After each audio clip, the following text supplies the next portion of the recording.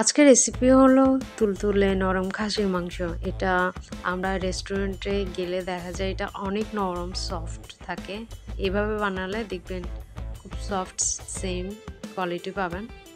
এখানে আমি 500 গ্রাম পরিমাণ খাসির মাংস ধুয়ে নিয়েছি এবং সেখানে হলুদ দিলাম হাফ টেবিল চামচ, মরিচের গুঁড়া দিলাম 1.5 টেবিল চামচ পরিমাণ, দেন ধনের গুঁড়া আর জিরার গুঁড়া আমার একসাথে মেশানো। এখানে আমি 2.5 টেবিল চামচ পরিমাণ দিচ্ছি, আপনারা যদি এক্সট্রা থাকে এগুলো হিসাব করে তেমন দিবেন।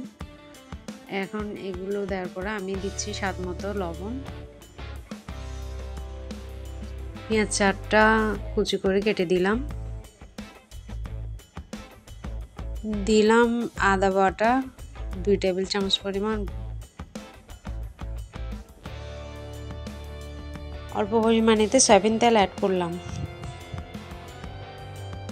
দেন এগুলোকে ভালো করে মিশিয়ে নেব। এখানে আমার মেশানো শেষ। এখন চুলায় হাঁড়ি গরম হলে আমি তেল দিলাম, অল্প পরিমাণ তেল দিলাম। দেন এখানে আমি রসুন থেতো করে নিয়েছি প্রায় 1.5 টেবিল চামচ পরিমাণ, সেগুলো দিয়ে দিলাম। এখন এগুলোকে লাল করে ভেজে নেব। এভাবে নেড়েচেড়ে ভেজে নেব। বাস্তে বাস্তে দেখা যাচ্ছে যখন এটা এরকম লাল হয়ে গেল তখন হাঁসের মাংসগুলো দিয়ে দেব। এখন সবগুলোকে ভালো করে মিশিয়ে নেব এভাবে চামচের সাহায্যে বা খুন্তির সাহায্যে। মিশানো হয়ে গেলে ঢাকনা দিয়ে দিলাম। ফিরলাম 5 মিনিট পর, এখান থেকে জল বের হয়েছে। এখন এগুলোকে আমরা ভালো করে নেড়ে ছেড়ে দেবো। এভাবে আমরা নাড়িয়ে চাড়িয়ে কিছুক্ষণ দিয়ে আবার কিছুক্ষণের জন্য রেখে দেব। এভাবে কষাতে থাকবো। কষাতে কষাতে যখন দেখা যাচ্ছে যে এখানে জলটা শুকিয়ে গেছে, এ পর্যায়ে আমরা জল দিয়ে দেব। এখানে গরম জল অ্যাড করা ভালো, তবে আমার গরম জল এই মুহূর্তে নেই, ঠান্ডা জলও অ্যাড করা যায়, তবে বেশি পরিমাণে আমি দিলাম।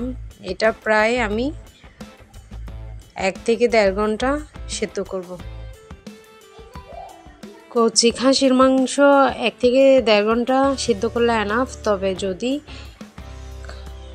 ছাগলটা বুড়া হয় তাহলে 2 ঘন্টা পর্যন্ত যদি আপনারা টাইম দেন সিদ্ধ হতে, তাহলে এটা একদম নরম হয়ে যাবে। এরপর যে আমি অল্প পরিমাণ কাঁচামরিচ কেটে দিলাম। এখানে আমি ডালচিনি, এলাচি, লবঙ্গ, গোলমরিচ এগুলো ভেঙে নিয়েছি, আপনারা চাইলে গুঁড়া অ্যাড করতে পারেন। এগুলো দিয়ে দিলাম এবং এগুলো ভালো করে মিশিয়ে নিচ্ছি।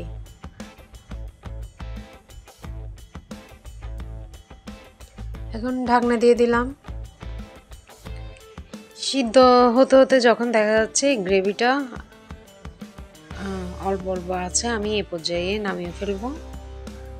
আপনারা চাইলে আরও গ্রেভিটা টানিয়ে একদম ভুনা করে ফেলতে পারেন, তবে আমি কিছুটা ঝোল রাখছি।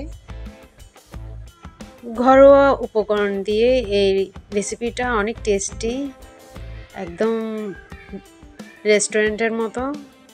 আমি খেতে খেতে বিদায় নিচ্ছি। সাবস্ক্রাইব করতে ভুলবেন না। ধন্যবাদ।